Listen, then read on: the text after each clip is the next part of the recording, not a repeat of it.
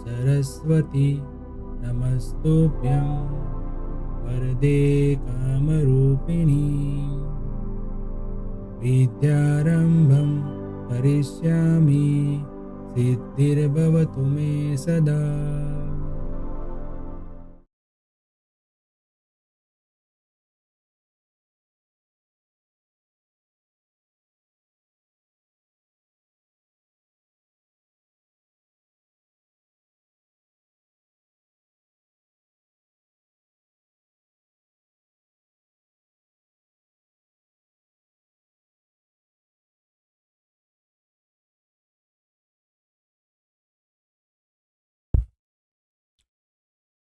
Hello friends, welcome to Mantra e learning.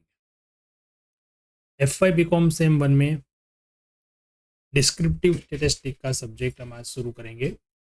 उसमें हम chapter 1 से स्टार्ट करेंगे, इंट्रोडक्शन टू स्टैटिस्टिक्स। और आज के लेक्चर में हम पढ़ने वाले हैं introduction, definition of statistics and scope of statistics. ठीक है, स्टेट जो है आपने 12th में भी पढ़ा हुआ सब्जेक्ट है, बट वहाँ पे एक बेसिक सा एक कैलकुलेशन जो होता है हमारे, वो सब टेक्निक हमने सीखी थी। यहाँ पे अब आप जो एक बीकॉम के लेवल पे जब आप स्टैटिस्टिक पढ़ोगे तो उसमें आपको एनालिसिस के अलग अलग से टेक्निक पढ़ने हैं। जैसे कि यहाँ पे सब्जेक्ट का नाम ही हमें दिया गया है कि डिस्क्रिप्टिव स्टैटिस्टिक्स। ठीक है, चलिए तो सबसे पहले हम आप इंट्रोडक्शन में आज क्या देखने वाले हैं। इंट्रोडक्शन में हम देखेंगे कि डिस्क्रिप्टिव स्टैटिस्टिक का मीनिंग क्या होता है और स्टैटिस्टिक जो है वो हमें पर्टिकुलरली किस तरीके से यूज होता है। तो हमें पता है कि स्टैटिस्टिक का यूज ज़्यादातर गवर्नमेंट के एरिया में होता है। Government efficiency conducting the administration, government को एडमिनिस्ट्रेशन अपना जो सरकार चलाने के लिए एफिशिएंटली चलानी है, तो उसके लिए उनको स्टैटिस्टिक की टेक्निक का उपयोग करना होता है और बहुत ही इंपॉर्टेंट होता है। फ्रेमिंग वेरियस पॉलिसीज, गवर्नमेंट को अलग अलग पॉलिसीज डिसाइड करनी है तो उसके लिए काम आता है। इम्प्लीमेंटेशन ऑफ पॉलिसी, जो पॉलिसी बना दी वो पॉलिसी को इम्प्लीमेंट करने के लिए भी स्टैटिस्टिक का यूज़ करना पड़ता है, यूज़ होता है वहाँ पे। Financial, commercial and actuarial modelling, ये क्या चीज़ है? तो फाइनेंशियल यानी कि growing size of business, business का जो भी साइज है उसको ग्रो करना है, बिजनेस को डेवलप करना है। Complete understanding theory behind the modelling, modelling मतलब कोई भी मॉडल पे हमें काम करना है। मॉडल यानी कि कोई ऐसी प्लानिंग जिस पे हम बिजनेस ग्रो करने के लिए काम करें, बिजनेस को डेवलप करने के लिए काम करें, बिजनेस की कोई नई ब्रांच ओपन करनी है या बिजनेस को एक्सपांड करना है, वहाँ पे इस मॉडल को किस तरीके से काम करना है, पहले किसी ने काम किया है तो उसका क्या रिजल्ट था, कैसे उन्होंने मतलब काम किया था, सक्सेसफुल हुए थे या नहीं थे। तो ये सारा रिसर्च जो होता है एक मॉडल बनाने के बाद, उसी तरीके से ये काम होता है। तो यहाँ पे भी बहुत ही इंपॉर्टेंट होता है। मतलब कि एक बोल सकते हैं हम कि जो डिस्क्रिप्टिव स्टैटिस्टिक जो है वो आज के ज़माने का एक टूल है रिसर्च का, एक रिसर्च का टूल है, ऐसा बोल सकते हैं। जैसे क्यों ऐसा बोल सकते हैं? तो आज के मॉडर्न टाइम में इनका जो यूज़ है वो बहुत बड़ा है। रिसर्च का जो एक काम जो है वो आज हर चीज़ में, हर जगह पे चलता है। उसके बिना मतलब कुछ काम होता ही नहीं है। पहले रिसर्च, उसके बाद अप्लाई। क्यों? तो आज के समय में पहले के समय से कंपेयर करें तो ज़्यादा इलेक्ट्रॉनिक मशीन्स है। पहले कैलकुलेशन भी हम खुद से करते थे हाथ से लिख के, अब कैलकुलेटर आ गया, कंप्यूटर आ गया, मोबाइल फोन्स आ गए, डिजिटल डायरी आ गई, टैबलेट्स। तो हर जगह पे अभी एक रिसर्च का काम जो है वो इजी वे में चलने लगा, क्योंकि मशीन्स आ गए, कैलकुलेटर आ गया, कैलकुलेशन इजी हो गई, स्पीडली हो गई। पहले उसमें जितना टाइम लगता था उससे कम लगने लगा। तो इस हिसाब से रिसर्च का जो काम है वो बहुत बड़ा। और एज ए कॉमर्स स्टूडेंट हम आगे जाके ग्रेजुएट होके आप कुछ भी काम करोगे तो वहाँ पे भी ये काम आने वाला है, काम करना ही पड़ेगा। ऐसा हो गया, खाली अकाउंट लिखना यही काम अभी कॉमर्स स्टूडेंट का नहीं रह गया है। रिसर्च का काम है, डेवलपमेंट का काम है, मैनेजरियल डिसीजन लेने का काम है कि भाई मैनेजमेंट को आप कोई डिसीजन लेने में आप अकाउंटिंग रिकॉर्ड किस तरीके से आप आपको सबमिट करोगे, किस तरीके की कैलकुलेशन करके हम प्रोडक्ट की इफ़िशियंसी बढ़ा सकते हैं, प्रोडक्ट की क्वालिटी बढ़ा सकते हैं, प्रोडक्ट का प्राइस कम कर सकते हैं, कंट्रोल ला सकते हैं सिस्टम में। वो सारी जो चीज़ें हैं वो एक अभी ऐसा बोल सकते हैं कि रैपिडली ये एक्सपेरिमेंट जो है वो बढ़ रहा है। ठीक है, तो design of experiment rapidly progress होने लगा है। इस हिसाब से स्टेट का जो नॉलेज, स्टेटिस्टिकल टेक्निक का जो नॉलेज होना आज की टाइम के अंदर बहुत ही जरूरी है। अब स्टेटिस्टिक की डेफिनेशन तो आपको मालूम ही है, पर यहाँ पे थोड़ी मॉडर्न डेफिनेशन हम देखेंगे। मॉडर्न तो हम इस तरह से नहीं कह सकते क्योंकि ये डेफिनेशन तो बहुत पहले दे चुकी है और बहुत सालों से, बहुत समय से, बहुत युगों से इसका यूज होता आ रहा है। Statistic is a branch of mathematics dealing with the collection, analysis, presentation, organize of data। ये सिंपल से एक डेफिनेशन है कि क्या है। तो स्टैटिस्टिक जो है वो एक मैथ्स की ब्रांच है जो क्या काम करती है, कलेक्शन, डेटा कलेक्ट करने का, फिर उसको एनालाइज मतलब डेटा एनालिसिस करने का और उसको प्रेजेंटेशन करने का काम करती है। प्रेजेंटेशन, ऑर्गेनाइजेशन ऑफ डेटा, ये काम है।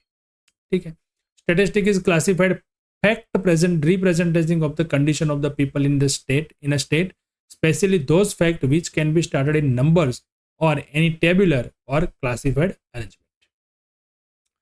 तो स्टैटिस्टिक का जो क्लासिफिकेशन है वो ऐसे फैक्ट को क्लासिफिकेशन करती है और प्रेजेंट करती है जो टेबुलर फॉर्म में हो, नंबर्स में हो, बराबर, और क्लासिफाइड अरेंजमेंट हो।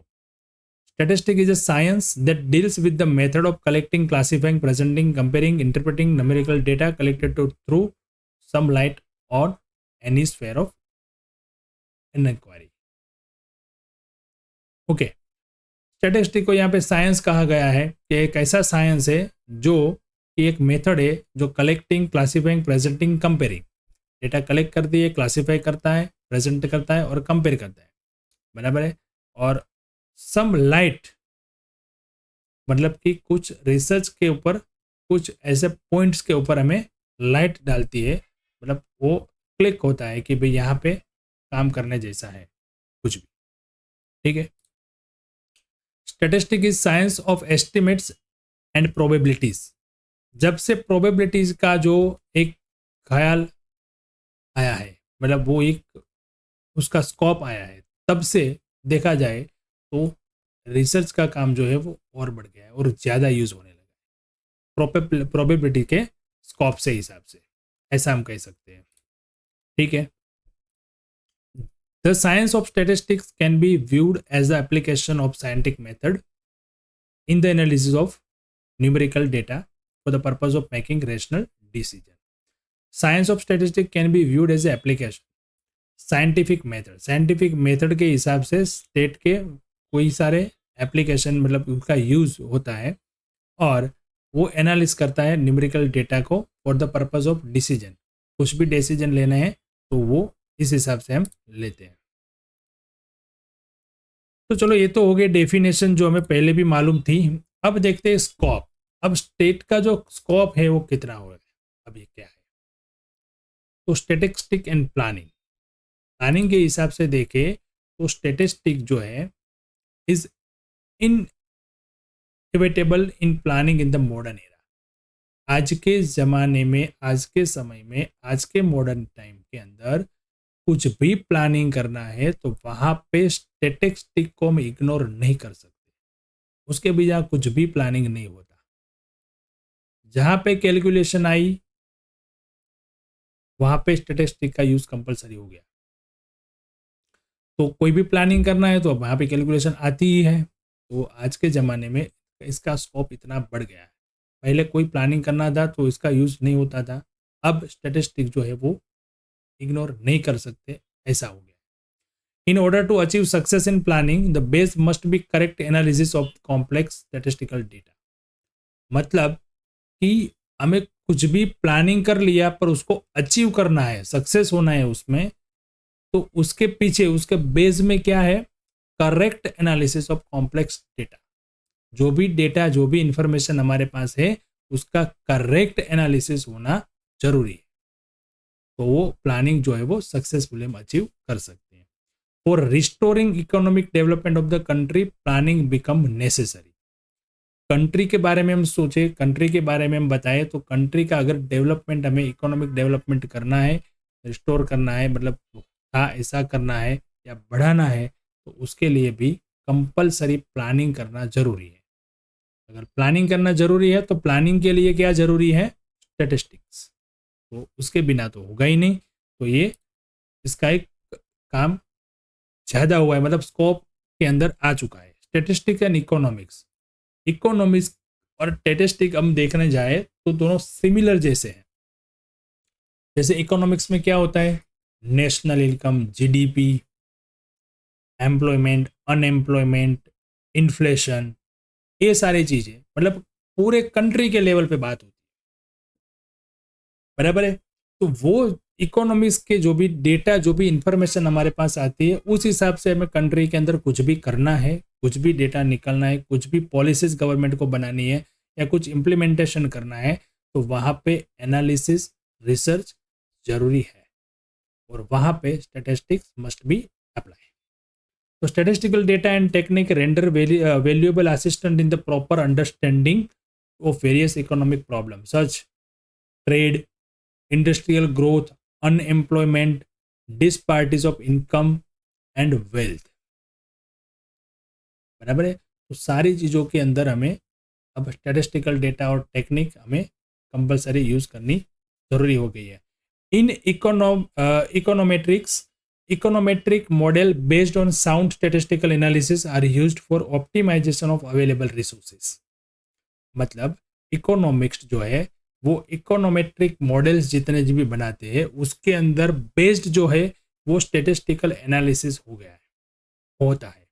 तो वहाँ पे हमें उसके वैल्यू, अवेलेबल रिसोर्सेज का यूज करके फिर हमें उनका प्लानिंग सक्सेसफुल बनाना पड़ता है। स्टेटिस्टिक्स एंड बिजनेस, बिजनेस के अंदर भी स्टेटिस्टिक आ चुका है, मतलब उसका यूज होता है। Statistics is an indispensable tool of production control.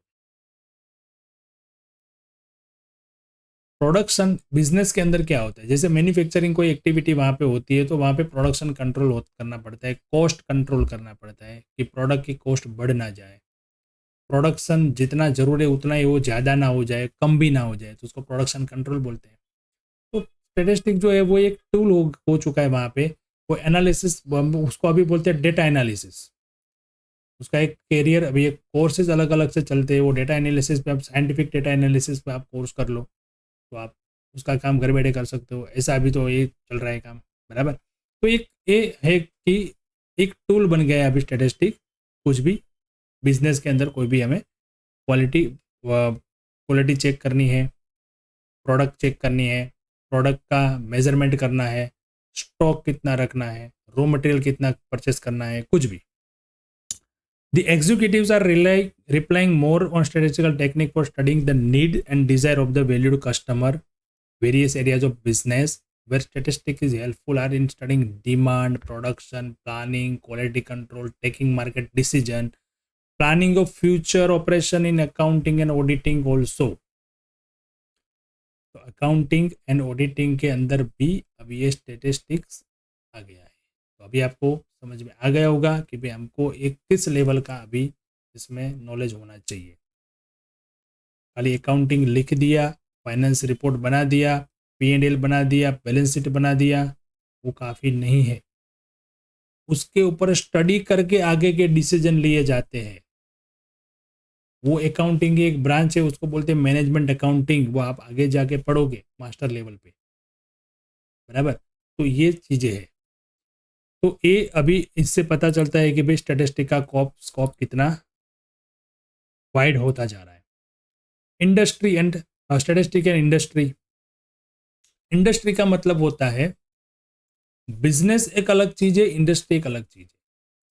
Business का मतलब होता है कि भाई कोई एक बिजनेस यूनिट, और इंडस्ट्री का मतलब होता है ऐसा एक ग्रुप जो सिमिलर टाइप का बिजनेस करती है। मतलब कि गारमेंट इंडस्ट्री हुई, तो गारमेंट इंडस्ट्री के अंदर जितने भी कपड़ों के जितने भी बिजनेसमैन हैं, वो जितने बिजनेसेस है वो सब उसमें आ जाता है, तो एक गारमेंट इंडस्ट्री हो गई। रियल एस्टेट इंडस्ट्री ऐसा बोलते हैं, तो वहाँ पे जो भी बिल्डिंग बनाने का काम करते हैं, उसमें रेसिडेंशियल भी आ गया, कॉमर्शियल भी आ गया, कुछ भी, तो वो एक इंडस्ट्री हो गई। तो इंडस्ट्री के हिसाब से भी यहाँ पे स्टैटिस्टिक बहुत काम आता है। In industry statistic is widely used in quality control. Quality control के काम में इंडस्ट्री में इसका यूज बहुत होता है।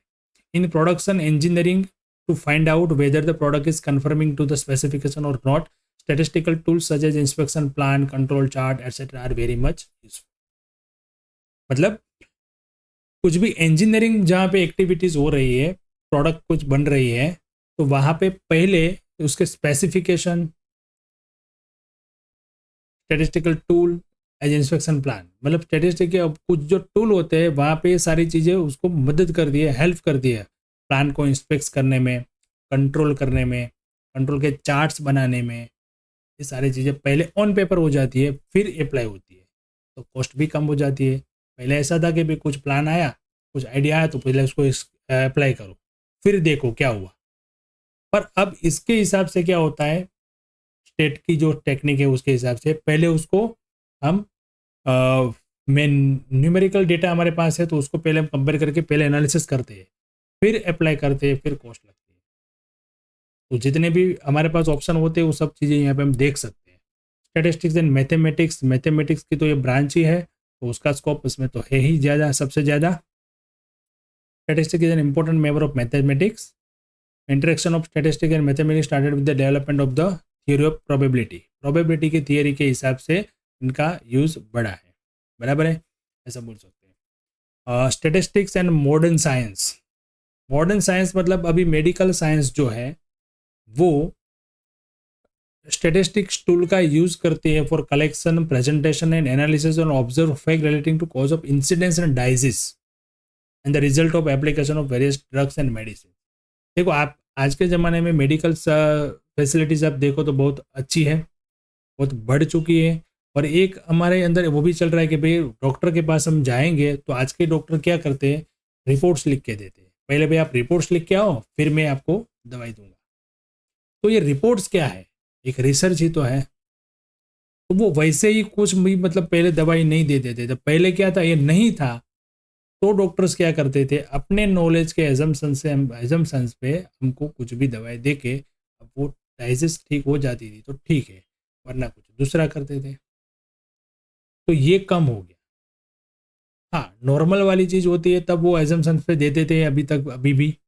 बट कुछ ऐसा लगा कि भाई ये कुछ ज़्यादा बीमारी है या बड़े लंबे टाइम से चल रही है, अभी भी ठीक नहीं हो रही है, तो क्या प्रॉब्लम है, तो पहले उसका क्या होता है, रिपोर्ट्स, लैब टेस्ट होता है। तो लैब टेस्ट वो क्या है, स्टेटिस्टिक्स टूल है, बराबर है। कलेक्शन होता है, प्रेजेंटेशन होता है, एनालिसिस होता है, और उसमें से ऑब्जर्व फैक्ट निकलता है, फिर उसका इलाज होता है तो सही होता है, बराबर है। उसी हिसाब से वो ड्रग मेडिसिन कुछ भी करना है तो किस हिसाब से करना है वो कह सकते। War, statistics and war, war के अंदर ही से तो स्टेटिस्टिक का हमारे इंडिया में यूज होना शुरू हुआ है, ऐसा मैं मानता हूँ, ऐसा कहा भी गया है हिस्ट्री में हमें कि भाई मिलिट्री के अंदर कुछ भी प्लानिंग बनाना है, कुछ भी कोई प्लान करना है, कोई योजना बनानी है, कुछ भी, तो वहाँ पे स्टेटिस्टिक का ही टेक्निक यूज करते थे, अभी भी कर रहे हैं।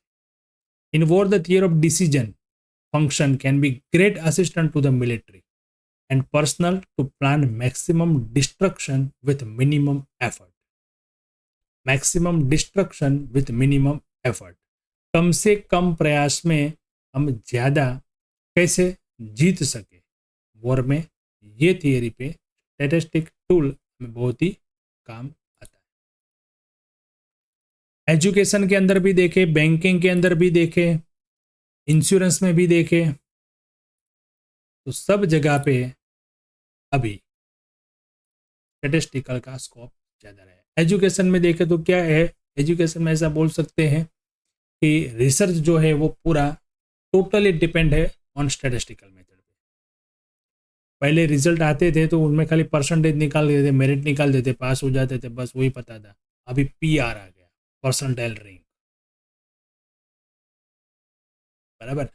आपको एडमिशन लेना है तो अभी ऑनलाइन एडमिशन फॉर्म भर दीजिए, आपका मेरिट आएगा, कौन सी कॉलेज में नंबर आया वो चेक कर ले, हो गया। पहले 10-12 कॉलेज में घूमना पड़ता था, जाना पड़ता था। तो एजुकेशन सेक्टर में भी ये बहुत बड़ा अभी रोल प्ले कर रहा है। और एजुकेशन की कुछ भी पॉलिसीज तय करनी है, जैसे कि आप बोलते हो कि हमें रिजर्वेशन का पॉलिसी कितने परसेंटेज पे कम रिजर्वेशन देंगे या नहीं देंगे, कुछ भी, तो वो भी इसमें होता है। नए कोर्सेज डालने हैं, कुछ नई एजुकेशन पॉलिसीज बनानी है, तो वहाँ पे सब ये सारी चीज़ें स्टेटिस्टिकल पे यूज़ कर होती है। बैंकिंग में भी बहुत सारा, अभी देखो कि बैंकिंग में भी पहले पहले के समय में देखे तो लाइनें लगी रहती थी, अभी सब कुछ ऑनलाइन हो गया, क्रेडिट कार्ड्स इतने हो गए, लोन की फैसिलिटीज भी बहुत इजी हो गई, बराबर है। तो बैंकर और strategic method is credit rating of customer, customer के क्रेडिट रेटिंग, सिबिल स्कोर निकालते हैं ना हम, सिबिल स्कोर के हिसाब से लोगों को लोन मिलती है। आप लोन के लिए अप्लाई करो तो वो पहले सीधा सिबिल स्कोर निकालती है, सिबिल स्कोर अच्छा है तो लोन मिलेगी। तो ये क्या है, स्टेटिस्टिकल एनालिसिस ही है। सिबिल स्कोर का मतलब होता है कि भाई आपकी क्रेडिट क्या है, आपने कितनी लोन्स अभी तक ली और रीपे की है, आपकी फाइनेंशियल सिचुएशन क्या है, वो लोग निकाल लेते हैं, बराबर है। इंश्योरेंस के अंदर भी रिस्क, इंश्योरेंस पूरा वो बिजनेस है किस पे ऊपर है, रिस्क के ऊपर। जितना बड़ा रिस्क उतनी पॉलिसी की अमाउंट। तो जितने प्रीमियम आपने पे कर, आपने एक प्रीमियम पे किया, मान लो कि 5 लाख रुपए का इंश्योरेंस लिया तो उसका प्रीमियम कम से कम 10,000 रुपये आया साल का, 10,000 प्रीमियम पे किया, इंश्योरेंस कंपनी का 5 लाख का रिस्क हो गया आपके ऊपर। मतलब दूसरे दिन कुछ भी हुआ, कोई पर्सन जिसने 5 लाख का इंश्योरेंस लिया और 10,000 का पेमेंट किया, पोस्ट प्रीमियम पे किया, उसके दूसरे ही दिन उसकी डेथ हो गई तो कंपनी को 5 लाख रुपये पे करना है। तो ये जो 5 लाख के इंश्योरेंस पे 10,000 का प्रीमियम वो एस्टिमेट करती है, जो लाइफ एस्टिमेट करती है पर्सन की, उसका मेडिकल टेस्ट वगैरह लेती है इंश्योरेंस कंपनी, तो वो सारा क्या है, स्टेटिस्टिकल एनालिसिस ही है। उसी के ऊपर वो अलग अलग एज के हिसाब से अलग अलग रेट से प्रीमियम चार्ज करती है। Research and finally last accounting and auditing. Research का तो काम ही स्टेटिस्टिक का है, तो statistic is indispensable in research work. Most of advantages in knowledge has taken place because of experiment conducted with the help statistical method. For an example, experiment about crop yields and different types of fertilizers and different types of soil, experiments on medicines and public health etc. ये सारा research का ही तो काम है, बराबर है। Different type of fertilisers and different types of soil, experiment of medicine, medicine का experiment करना है, पब्लिक हेल्थ का एक्सपेरिमेंट करना है, कुछ भी करना है, तो वहाँ पे रिसर्च का काम है। और जहाँ पे रिसर्च है वहाँ पे स्टेटिस्टिक्स है, स्टेटिस्टिक टेक्निक है। मैंने पहले ही बताया कि statistic is a tool of research. Okay, accounts and auditing में क्या होता है, तो very important application of statistic in accountancy is the method of inflation accounting. मैंने बोला आपको कि मैनेजमेंट अकाउंटिंग करके आप पढ़ोगे आगे मास्टर लेवल पे जब जाओगे बीकॉम के बाद, बराबर, तो वहाँ पे ये सारी चीज़ें आती है। इन्फ्लेशन अकाउंटिंग, इन्फ्लेशन मैंने बताया आपको कि इन्फ्लेशन आप इकोनॉमिक्स में पढ़ के आए हो। इन्फ्लेशन का मतलब ये होता है रुपीस जो है उसकी वैल्यू बढ़ गई, वैल्यू बढ़ गई मतलब कि जितना चाहिए उससे उसकी वैल्यू बढ़ गई, यानी हमारा जो रुपीस की वैल्यू है कम हो गई, ऐसा बोल सकते हैं। डॉलर के प्राइस बढ़ते जा रहे हैं तो वैल्यू रुपीस की कम होती जा रही है, बराबर है। ये इन्फ्लेशन का सिस्टम होता है। तो उसके अंदर उसका अकाउंटिंग कैसे है, अकाउंटिंग का एक लिमिटेशन भी है, आपने पढ़ा होगा 11th में। अकाउंटिंग का एक लिमिटेशन है कि वो जो है वो हिस्टोरिकल कॉस्ट पे अकाउंटिंग करती है। अकाउंटिंग सिस्टम में हम अकाउंटिंग जो करते हैं वो हिस्टोरिकल कॉस्ट के बेस पे करते हैं, मतलब उसको मार्केट वैल्यू पे या तो इन फ्यूचर वैल्यू पे हम नहीं कैलकुलेट करते, तो ये उसकी लिमिटेशन हो जाती है। तो इन्फ्लेशन अकाउंटिंग जो है वो उसका लिमिटेशन को दूर करती है। तो ये मेथड जो आई वो भी एक रिसर्च का काम ही है, which consist the revaluating the accounting figures based on historical cost. Historical cost में जो वैल्यू है उसको हम करंट वैल्यू पे लाते हैं, ये सिस्टम होती है इन्फ्लेशन अकाउंटिंग की। Purchasing power of money out कैसे चेंजेस होते हैं वो इंडेक्स नंबर की मदद से हम कर सकते हैं सब. This is achieved through the powerful statistics through the price index number और द प्राइस डिफ्लेक्टर. तो प्राइस इंडेक्स नंबर के हिसाब से सारी वैल्यूज हम फाइंड कर सकते हैं. ऑडिटिंग के अंदर देखें तो स्टैटिस्टिक्स का सैम्पलिंग जो एक मेथड है वो वहाँ पे बहुत ही अभी यूज होती है और काम भी आती है. ऑडिट करने जाएंगे हम तो पहले पूरा ट्रांजेक्शन देखते थे, सब कुछ देखना पड़ता. अब एक डेटा ले लिया. अभी मानते हो कि अकाउंटिंग भी अभी क्या होता है, डिजिटलाइजेशन हो गया. अभी लोग हाथ से लिख के तो कोई अकाउंटिंग होता नहीं है. टेली के सॉफ्टवेयर होते हैं, एसएपी होता है, बिजी सॉफ्टवेयर है, जो है क्विक बुक है, बहुत सारे सॉफ्टवेयर. तो वो सारा वहाँ पे डेटा ले लिया. उस डेटा में से हमने कुछ एंट्रीज चेक की, कुछ लेजर चेक किए, लेजर स्क्रूटनी कर दी, पूरा सीधा बैलेंस शीट देख लिया, हो गया ऑडिट. सैम्पलिंग मेथड से ऑडिट भी हम जब खुद से और ज़्यादा अच्छी तरीके से कर सकते हैं. बराबर है. तो ये सारी चीज़ें हैं कि हम देख सकते हैं कि स्टैटिस्टिक का स्कोप जो है अभी हर एक एरिया में है. तो हमें भी उससे अभी नॉलेजेबल होना है, हमें भी उसको छोड़ना नहीं है. बराबर है. तो ये सारी चीज़ें हैं कि कितना स्टैटिस्टिक की टेक्निक्स जो है वो बहुत काम आने वाली है. ठीक है, चलिए मिलते हैं नेक्स्ट लेक्चर में नेक्स्ट टॉपिक के साथ. ठीक है, तब तक आपको ये पढ़ना है और अच्छे से उसके नोट्स बना लेनी है. खास करके जितने भी पॉइंट्स मैंने डिस्कस किए वो पॉइंट्स तो आपको याद होने ही चाहिए. ठीक है, चलिए नेक्स्ट लेक्चर में मिलते हैं. Thank you and have a